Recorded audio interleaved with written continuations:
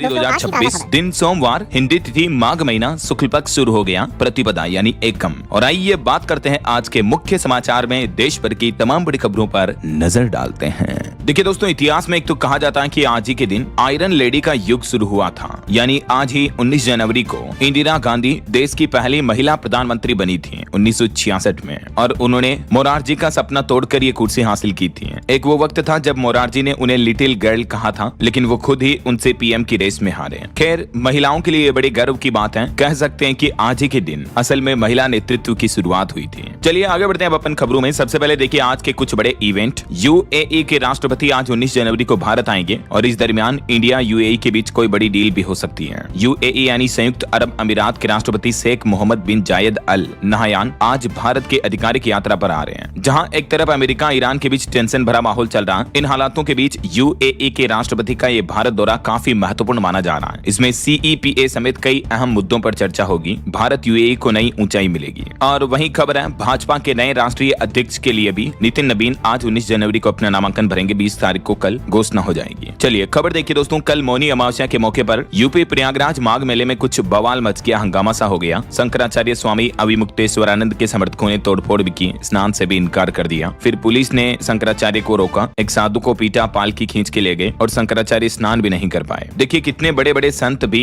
इन हालातों में अपना धैर्य खो देते हैं, जबकि एक संत को तो कभी गुस्सा भी नहीं आना चाहिए। असली योगी तो वो होता है जो अपने क्रोध, मद, मोह इन पर विजय हासिल कर ले। एक संत, एक महायोगी का खुद पर नियंत्रण होना बहुत जरूरी है। हाँ, भले ही इस मामले में उनके शिष्यों और पुलिस के बीच धक्का मुक्की हुई, इस वजह से शंकराचार्य नाराज हुए, लेकिन उन्हें और धैर्य से काम लेकर एक महान संत का परिचय देना चाहिए था। राइट? आपकी क्या राय विचार कमेंट करके बताएगा जरूर। वैसे मौनी अमावस्या के मौके पर उत्तर प्रदेश अयोध्या में भी 5 लाख श्रद्धालुओं ने सरयू में डुबकी लगाई। राम मंदिर में पहुंचे लाखों लोग, लंबी कतारें भी दिखी। चलिए अगली खबर देखिए दोस्तों। बीते दिन प्रधानमंत्री नरेंद्र मोदी ने असम राज्य को बड़ा तोहफा दिया। असम के काजीरंगा में बनेगा 35 किलोमीटर लंबा एलिवेटेड कॉरिडोर। 2 और अमृत भारत ट्रेनों को भी हरी झंडी दिखाई और असम के ये काजीरंगा कॉरिडोर का नींव का पत्थर भी रखा। दरअसल बीते दिन रविवार को पीएम मोदी असम और पश्चिम बंगाल दोनों राज्यों का दौरा किए फिर से, और यहाँ उन्होंने कई प्रोजेक्ट्स का शिलान्यास और इनॉग्रेशन किया। इस दरमियान पीएम अपने संबोधन में बोले कि बिहार में दोबारा जंगल राज रोका, अब बंगाल से विदा करेंगे। घुसपैठ रोकने के लिए फेंसिंग जरूरी है, ममता सरकार जमीन नहीं दे रही है। इस मौके पर पीएम मोदी ने पश्चिम बंगाल के सिंगूर में भी 830 करोड़ रुपए से ज्यादा की विभिन्न विकास परियोजनाओं का उद्घाटन, शिलान्यास और हरी झंडी दिखाकर शुभारंभ किया। चलिए आगे बढ़ते हैं खबरों में। देखिए आप अगली बड़ी खबर, सर्वाइकल कैंसर के खिलाफ सरकार एक निर्णायक कदम उठाने जा रही है। एचपीवी टीकाकरण और डीएनए जांच पर अब सरकार का जोर रहेगा। और बड़ी खबर आ रही है, ट्रेड डील को लेकर भारत अमेरिका के बीच हलचल बढ़ी। विदेश मंत्री डॉक्टर एस जयशंकर ने अमेरिकी सांसद स्टीव डेनिस से अहम मुलाकात की और इंडिया यूएस ट्रेड डील पर बातचीत भी की।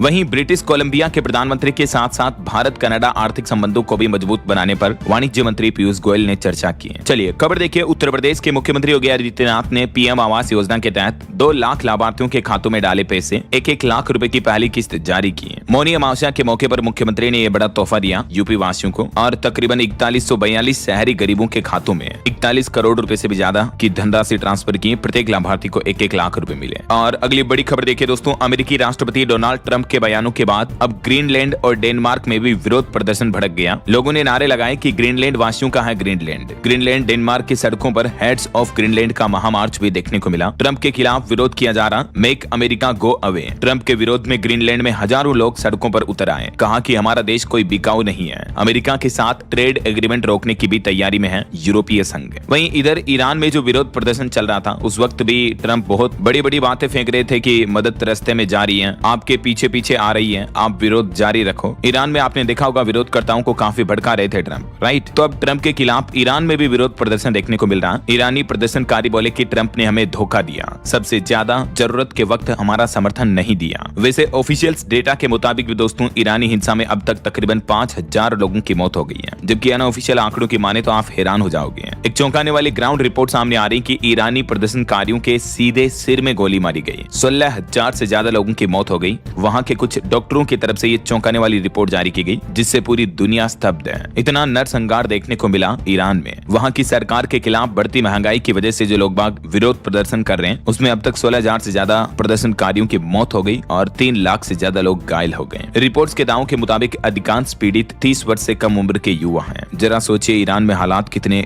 गंभीर चल रहे होंगे। और अगली बड़ी खबर आ रही कि रूस के भी एक और खतरनाक प्लान का खुलासा हुआ। यूक्रेन यूक्रेन पर विनाशकारी हमला करने की तैयारी में है रूस और इससे यूक्रेन की परमाणु सुरक्षा भी खतरे में है। यूक्रेन के खुद विदेश मंत्री की तरफ से ये चेतावनी दी गई है। दोस्तों, इस नए साल 2026 के इन शुरुआती हालातों को देखकर ऐसा लगता है कि मानो दुनिया एक बड़े युद्ध की तरफ आगे बढ़ रही है। थर्ड वर्ल्ड वॉर धीरे धीरे शुरू हो सकती है, बाबा वेंगा की भविष्यवाणी के मुताबिक। चलिए अगली खबर देखिए दोस्तों। राजधानी दिल्ली और एनसीआर फिर से गैस चैम्बर बना। यहाँ का AQI 450 के लगभग चल रहा है। 39 जगहों पर रेड अलर्ट जारी हुआ। नोएडा और ग्रेटर नोएडा का भी हाल काफी गंभीर श्रेणी में चल रहा है। नोएडा देश का तीसरा सबसे प्रदूषित शहर बना है, जिसका AQI 430 चल रहा है और राजधानी दिल्ली में तो अभी ग्रेड 4 की पाबंदियां भी लागू हो चुकी है ना। और एक चौंकाने वाली रिपोर्ट सामने आ रही कि भारत में पिछले 2 सालों में 97% तक बढ़े नफरती भाषण। अमेरिकी थिंक टैंक की रिपोर्ट में बड़ा दावा किया गया। और आपकी हेल्थ को लेकर एक अच्छी खबर आई है। वैज्ञानिकों की एक नई स्टडी में दावा किया जा रहा कि महिलाओं की गर्भावस्था के दौरान पैरासीटामोल दवाई लेने से बच्चे को किसी तरह का कोई खतरा नहीं है। कई बार रिपोर्ट्स आती हैं कि इस तरह की दवाई लेने से बच्चे में ऑटिज्म हो सकता है या ADHD का शिकार हो सकता है बच्चा। तो इन दावों को बेबुनियाद बताया। एक नई और विस्तृत स्टडी में यह बात सामने आई है कि प्रेगनेंसी के दौरान पैरासीटामोल का सेवन सुरक्षित है, लेकिन सीमित मात्रा में, वो भी डॉक्टर के परामर्श पर। ऐसा नहीं कि रिपोर्ट आ गई तो धड़ाधड़ गोलियां खा रहे हैं, थोड़ा सा दर्द हुआ, सर दर्द, पेट दर्द, गोली खा ली, ऐसा कभी ना करें, है ना। द लेसेंट में ये रिपोर्ट्स प्रकाशित हुई है। चलिए अगली खबर देखिए। महाराष्ट्र में अब चुनावी नतीजों के बाद राजनीति में काफी गर्माहट का माहौल है। शिंदे ने होटल में 29 पार्षदों से मुलाकात की। कहा कि मुंबई का मेयर महायुति का ही होगा। भाजपा के बाद शिवसेना दूसरी सबसे बड़ी पार्टी है। शिंदे गुट ने भी BMC चुनाव में 29 सीटें जीती हैं और अभी सभी पार्षदों को होटल में शिफ्ट कर रखा है। बहुमत के आंकड़े 114 के लिए, क्योंकि भाजपा को शिंदे गुट के 25 पार्षदों की जरूरत है। तो अब बताया जा रहा है कि होटल से ही चुनेंगे नेता। 2022 की बगावत की यादें भी ताजा हुई हैं। वहीं महाराष्ट्र में अब कुछ महिलाओं ने ये आरोप भी लगाए हैं कि वोट डालने के लिए दूसरे जिले भेजा गया हमें। 4 बसों में महिलाएं बीड से पिंपरी चिंचवड़ गई। खास पार्टी को मतदान करने को भी कहा गया। ये भी कुछ बड़े खुलासे सामने आ रहे हैं। चलिए अगले खबर देखिए दोस्तों। लद्दाख एक्टिविस्ट सोनम वांगचुक की पत्नी बोली कि सोनम जेल में फर्श पर सो रहे हैं। बैरक में उनके लिए टहलने तक की जगह नहीं है, जबकि सरकार जानती है कि उनके केस में दम नहीं है। और खबर आ रही है केरल चुनाव से ठीक 3 महीने पहले दक्षिण में कुंभ का आयोजन हो रहा है। पेशवाई जैसी रथ यात्रा निकाली गई। मौनी अमावस्या के मौके पर पहला स्नान भी रहा। 259 साल से बंद महामाघ उत्सव परंपरा दोबारा शुरू हुई है केरल में चुनाव से ठीक पहले।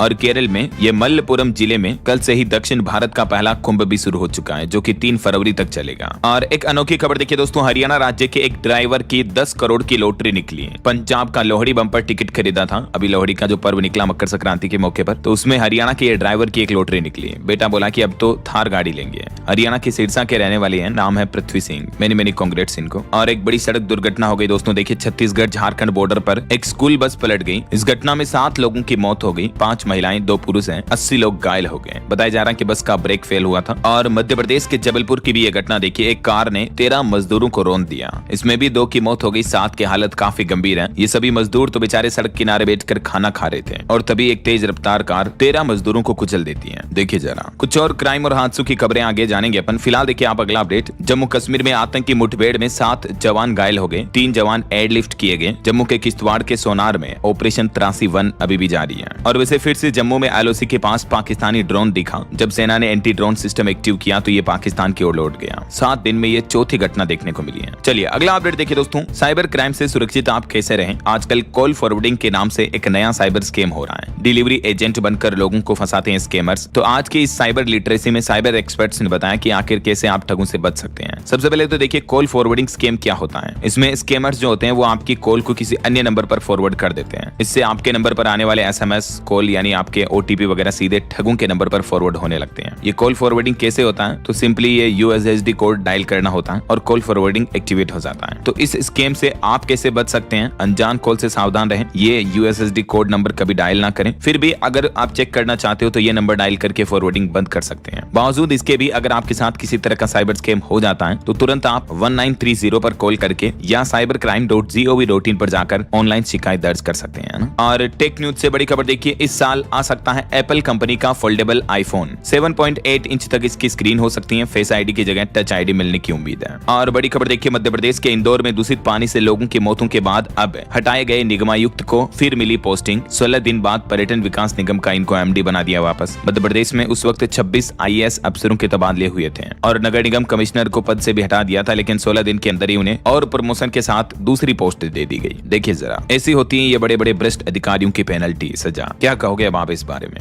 बीते दिन भी विरोध प्रदर्शन देखने को मिला। इस मामले को लेकर शिवपुरी में कांग्रेस ने प्रदर्शन किया और कहा कि 24 मौतों के लिए सरकार जिम्मेदार है। 2 करोड़ के मुआवजे की भी मांग की। चलिए बड़ी खबर देखिए, सोना चांदी के भाव पर रिपोर्ट आ रही है कि सोने और चांदी की कीमतों में तेजी आगे भी जारी रहेगी। निवेशकों की नजर अगली नीतियों और वैश्विक डेटा पर है। सोना चांदी की कीमतें लगातार बढ़ती जा रही हैं। अभी MCX पर सोना 1,43,000 रुपए प्रति 10 ग्राम, जबकि चांदी 2,92,960 यानी लगभग 3 लाख हो गई। तो 3 लाख रुपए प्रति किलो तक पहुंच चुकी है चांदी, क्योंकि दुनिया भर में टेंशन भरा माहौल चल रहा है, युद्ध बढ़ रहा है, थर्ड वर्ल्ड वॉर शुरू होने की आहटें चल रही हैं। इस वजह से गोल्ड सिल्वर बहुत ज्यादा महंगे हो रहे हैं। रिपोर्ट्स के मुताबिक अगले सप्ताह सोना 1,46,000 तक जा सकता है और चांदी $100 प्रति औंस के करीब जा सकती है। इंटरनेशनल मार्केट में और महंगी हो सकती है, तो उसका असर भारत पर भी देखने को मिलेगा। अभी $88 प्रति औंस पर है, तब इंडियन मार्केट में चांदी का भाव 2,92,000 चल रहा है। जब $100 हो जाएगी तो जरा सोचिए आप, और इसका लगभग 10 से 12% रेट बढ़ सकता है ऐसा। और युवाओं के लिए एक महत्वपूर्ण अपडेट देखिए कि करियर सिर्फ डिग्री से नहीं बल्कि स्किल से बनेगा। जोहो के फाउंडर श्रीधर वेम्बू दैनिक भास्कर को एक इंटरव्यू में बताते हैं कि युवा AI को अपनाएं लेकिन इसके गुलाम न बने। वो बोले कि मेड इन इंडिया टेक अब बहस नहीं बल्कि जरूरत बन चुका है। और उनसे सवाल किया गया कि क्या भारत AI और एडवांस टेक में आत्मनिर्भर बन पाएगा, तो श्रीधर वेम्बू कहते हैं कि इस पर कई रिसर्च पब्लिश हुई है। OpenAI, ChatGPT जैसी कंपनियां भी इसी इकोसिस्टम से निकली हैं और हमें भी AI क्षेत्र में 10 साल का टेक रेगुलेशंस बनाना चाहिए। जहां आपको पता होगा आजकल दुनिया भर में AI को बढ़ावा मिल रहा है दोस्तों। इस बीच अगर आप भी AI को सीखना चाहते हो, लर्न करना चाहते हो, तो बिल्कुल आप DLS न्यूज का लर्न AI प्रोग्राम ज्वाइन कर सकते हैं। न्यू ईयर 2026 के मौके पर ये स्पेशल ऑफर के साथ लॉन्च किया है, तो डिस्क्रिप्शन और पिन कमेंट में लिंक मिल जाएगा आपको इसको।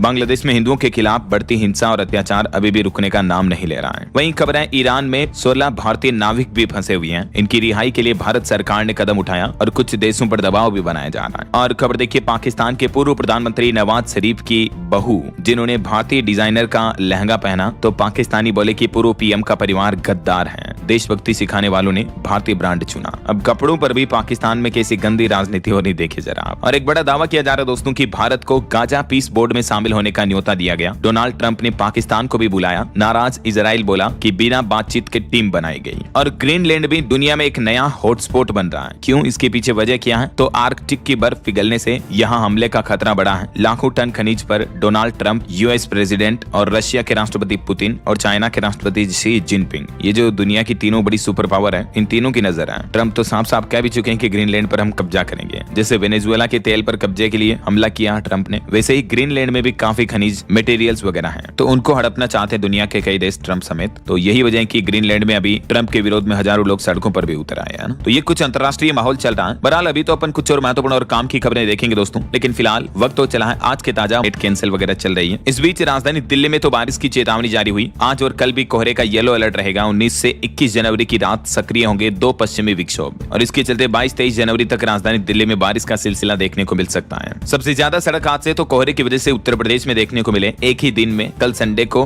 70 वाहन टकराए कोहरे में, जिसमें 12 से ज्यादा लोगों की मौतें हो गई। जी हाँ, लिटरली दोस्तों, यूपी में बीते 24 घंटों में फॉग यानी कोहरे में 22 हादसे हुए, 12 की मौत हो गई, 75 लोग घायल हो गए। अकेले अमरोहा में ही 15 गाड़ियां टकरा गई। कोहरे में लखनऊ से फ्लाइट्स भी वापस लौटी। इतनी गंभीर स्थितियां, कड़ाके की ठंड और कोहरे का कहर जारी है उत्तर प्रदेश में। कुछ और राज्यों की स्थितियां देखिए आप। बिहार के भी 18 जिलों में आज भी कोहरे का येलो अलर्ट है। जमुई में अलाव ताप रहे भाई बहन भी जिंदा जल गए। ठंड से बचने के लिए इन्होंने आग लगाई थी, छोटे छोटे बच्चे थे ये। पंजाब में भी कोहरे का कहर देखने को मिल रहा है। जालंधर में श्रद्धालुओं की ट्रैक्टर ट्रॉली ट्रक से भिड़ गई, 2 की मौत हो गई। कई जगहों पर हाईवे पर यहाँ भी गाड़ियां टकराई। हरियाणा में भी देखिए कई जिलों में घना कोहरा छाया। अंबाला में कार पलटने से एक शख्स की मौत हो गई। इस बीच राजस्थान में अब बदला मौसम। 22 जनवरी से राजस्थान में मावठ की बारिश की संभावना है। बारिश का अलर्ट जारी किया मौसम विभाग ने। अभी राजस्थान में बर्फीली हवाएं रुकी हैं, इस वजह से थोड़ी सर्दी कम पड़ी, तापमान चढ़ा, लेकिन 22 तारीख से राजस्थान में फिर से बदलेगा मौसम। एक स्ट्रॉन्ग वेदर सिस्टम एक्टिव होगा राजस्थान में मौसम विभाग के मुताबिक 22 तारीख से ही, जिसके प्रभाव से आधे से ज्यादा राजस्थान में मावठ यानी सर्दियों की बारिश होने की संभावना है। इधर छत्तीसगढ़ के भी उत्तर मध्य क्षेत्र में शीतलहर का अलर्ट जारी हुआ। अंबिकापुर में 4 डिग्री तक चल रहा तापमान। अगले 24 घंटे में ठंड और बढ़ेगी। मध्य प्रदेश में देखिए शहडोल जिला सबसे ठंडा चल रहा, 25 शहरों का तापमान वैसे भी 10 डिग्री से नीचे है। बात करें पहाड़ी राज्यों की दोस्तों, तो उत्तराखंड में देखिए चमोली पिथौरागढ़ में बर्फबारी हुई। 6 जिलों में कोहरा भी छाया रहा। वहीं उत्तराखंड में केदारनाथ बद्रीनाथ में अभी तक नहीं जमी बर्फ। नासा की सैटेलाइट तस्वीरों में पहाड़ सूखे और काले नजर आ रहे हैं। तुंगनाथ में भी 1985 के बाद पहली बार यहां से बर्फ गायब है। ये जलवायु परिवर्तन, क्लाइमेट चेंज का असर दिख रहा उत्तराखंड में। मतलब बर्फबारी तो हुई लेकिन इतनी ज्यादा स्नोफॉल नहीं हुआ है, देखिए आप। और हिमाचल प्रदेश की स्थितियां देखिए। हिमाचल में आज रात से बदलेगा मौसम। पश्चिमी विक्षोभ सक्रिय होगा तो अगले 2 दिन बारिश और बर्फबारी का भी अनुमान है। जम्मू कश्मीर में भी जनवरी का महीना पूरा सूखा साबित हुआ। सामान्य से 96% तक कम बारिश देखने को मिली।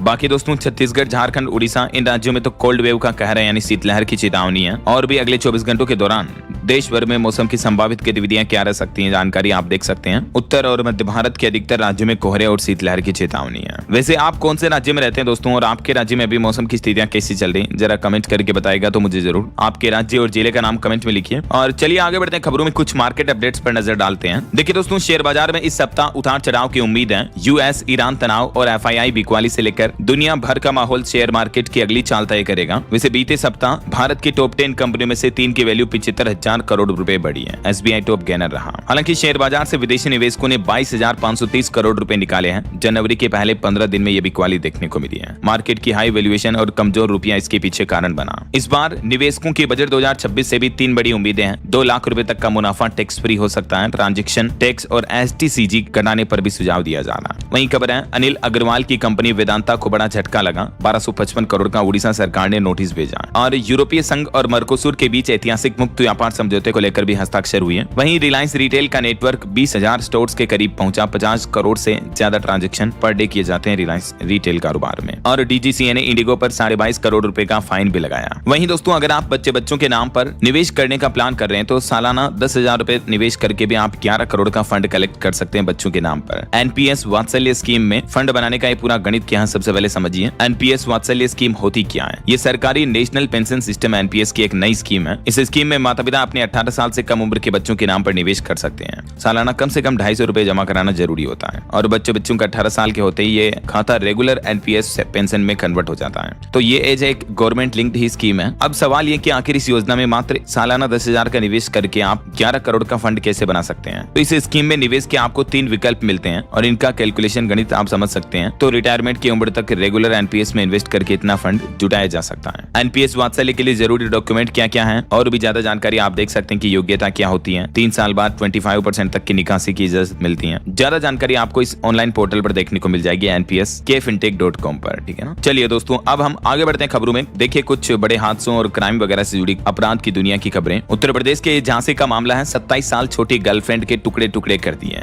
एक रिटायर्ड रेलवे कर्मी इसको मार कर काट कर 7 दिन से अंगों को जला रहा था। थोड़े थोड़े जला रहा था ताकि घर की बदबू बाहर न जाए और किसी को पता न चले। फिर ऑटो में एक नीला बक्सा भर करके भाग रहा था वो। 7 दिन तक तो बॉडी को काट कर सबूतों को मिटाने के लिए जलाता रहा। फिर देर रात जब उन्हें फेंकने जा रहा था तो ऑटो रिक्शा में लाद कर वो अपनी दूसरी पत्नी के घर पहुंचा। तब बक्से से बदबू आ रही थी। तो टेम्पो के लोडर ड्राइवर और मोहल्ले के लोगों को खुद शक हुआ तो पुलिस को सूचना दी, लेकिन आरोपी फरार हो गया। देखिए आप, पुलिस ने बक्सा खोला तो होश उड़ गए। ये वो रिटायर्ड रेलवे कर्मी है। वहीं देखिए झारखंड के लातेहार में बड़ा हादसा। यात्रियों से भरी बस पलटी, 6 की मौत हो गई, कई यात्री घायल हो गए। हरियाणा के नूह में भी खौफनाक हादसा हुआ। 5 गाड़ियों की टक्कर में 2 लोग जिंदा जल गए। हरियाणा के एमपी एक्सप्रेसवे पर यह बड़ा एक्सीडेंट हुआ। वहीं यूपी नोएडा में देखिए कार समेत दलदल में गिरा एक इंजीनियर, उसकी मौत हो गई। 80 मिनट तक तो वो मौत से लड़ता रहा, मदद के लिए चिल्लाता रहा। अपने पिता को फोन करके कहा कि मैं मरना नहीं चाहता, मुझे बचा लो। घने कोहरे की वजह से ये इंजीनियर का हादसा हो गया, लेकिन दलदल में डूबने से उनकी मौत हो गई। बीते दिन हमारे देश के पूर्व राष्ट्रपति जगदीप धनखड़ की भी एस्कॉर्ट गाड़ी का एक्सीडेंट हुआ, हालांकि वो सुरक्षित हैं। और राजस्थान के टोंक का एक वीडियो वायरल हो रहा, देखिए गैस सिलेंडर ब्लास्ट का। मकान की खिड़कियां भी दूर जाकर गिर गई, इतना बड़ा धमाका हुआ। वो तो गनीमत रही कि सिर्फ 15 मिनट पहले ही मकान मालिक नीचे आ गया था। ऊपर की मंजिल पर धमाका हुआ, वरना इतने धमाके में बचना कैसे पॉसिबल होता है ना।